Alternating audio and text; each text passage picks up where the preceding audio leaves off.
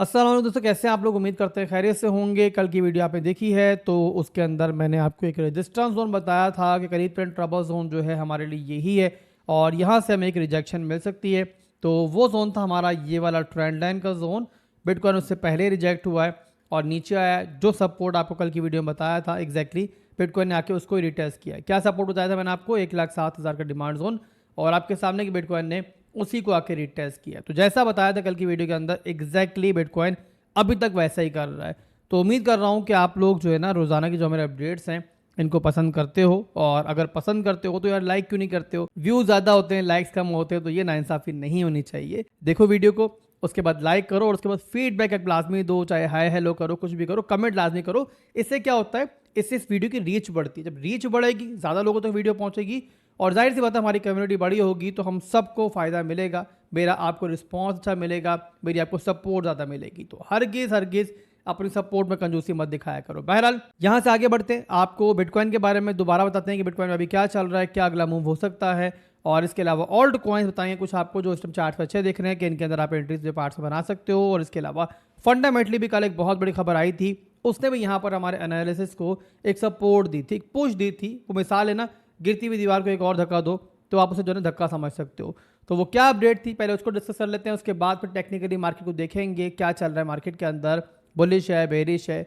तो यहाँ पे खबर वाले दिखाते हैं आपको। तो खबर दोस्तों कल ये थी कि ट्रंप साहब ने दोबारा जो है एक शोशा छोड़ा और उन्होंने कहा कि भाई हम जो है ना यूरोपियन यूनियन के ऊपर जो है 50% का टैरिफ लगाने का सोच रहे हैं। और बता दूं आपको कि लास्ट डेज के अंदर ट्रंप ने टैरिफ जो है 10% पे कर दिया था, ज़्यादा टेम्परेरी किया था।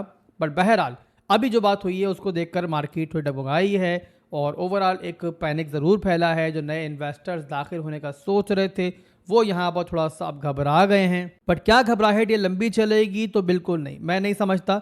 और मैं समझता हूँ कि ट्रंप जो है ना अपनी बात से ऐसे यूटर्न लेता है जैसे जो है इस जैसे बंदे को लेना चाहिए। तो आप लोग जो है ना इसकी बातों को सीरियसली मत लिया करो। मार्केट ज़्यादा रिएक्ट करती है, भाई यूएसए का सदर है। बट बहरहाल जो इसकी बैकग्राउंड पे पूरी की पूरी प्लानिंग है वो ऑलरेडी बहुत बार बता चुका हूँ मैं आपको।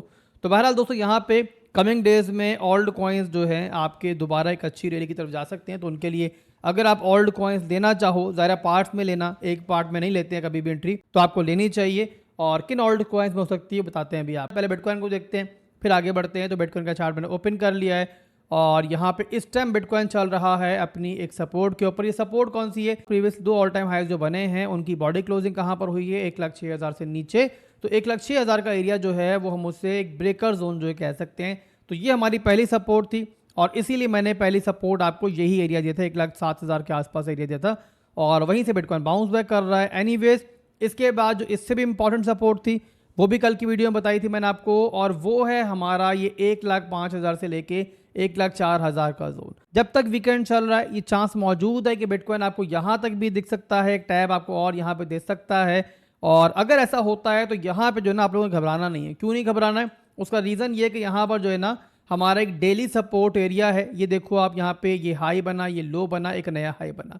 तो उसके बाद ये हमारा जो है डेली का सपोर्ट एरिया बनता है और यही वो एरिया है जहाँ पर जो है ना मैं, अगर मिलता है बिटकॉइन मुझे, अगर मुझे बिटकॉइन चांस देता है तो मैं बिटकॉइन की एक ट्रेड लेना चाहूँगा, स्विंग ट्रेड लेना चाहूँगा और उसमें स्टॉप लॉस लगाऊंगा इस लो से नीचे और एंट्री लूँगा इन दो पार्ट्स के अंदर जहाँ तक बिटकॉइन मुझे देगा।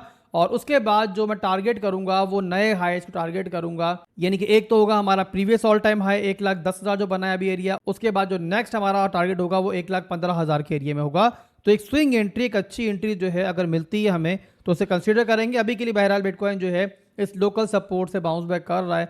तो यहाँ पे ज़रा वीकेंड है तो फिलहाल के लिए जो इस टाइम मूवमेंट चल रही है उस पर हम जो है ज़्यादा ट्रस्ट नहीं कर सकते। तो यहाँ पे देखते हैं वीकेंड के अंदर बिटकॉइन कैसा परफॉर्म करता है। उसके बाद इंशाल्लाह मार्केट ओपन होती है तो इंशाल्लाह देख लेंगे बिटकॉइन को। इसके अलावा यहाँ पे अब ये तो हो गया बिटकॉइन का सिनेरियो और उसमें कुछ मज़ीद बताने का नहीं है। फिलहाल के लिए बिटकॉइन मुझे नेगेटिव नहीं दिख रहा है।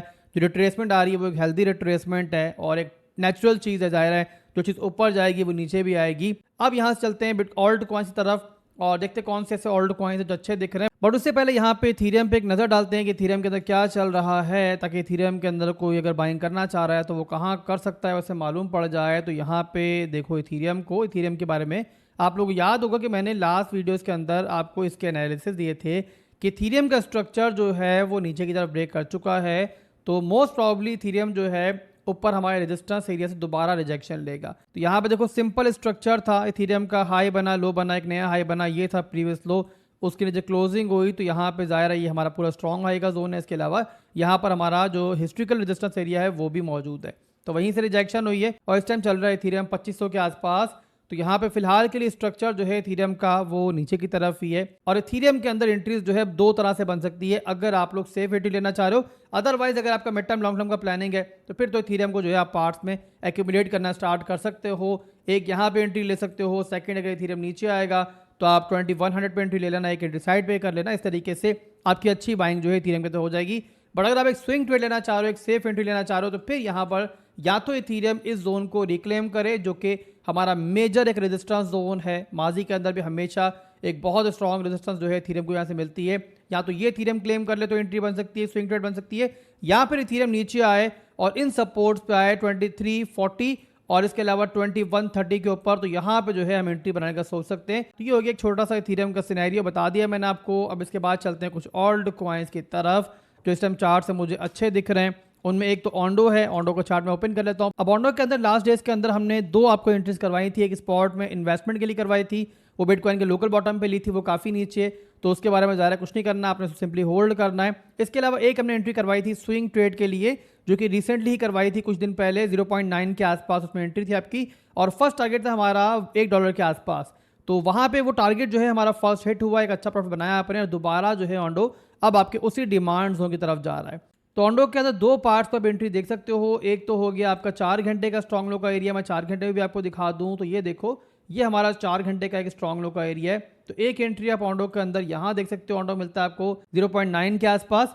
और इसके अलावा सेकेंड जो आपकी एंट्री बनेगी वो डेली स्ट्रॉन्ग लो के जोन के ऊपर होगी और वो है हमारा ये वाला एरिया।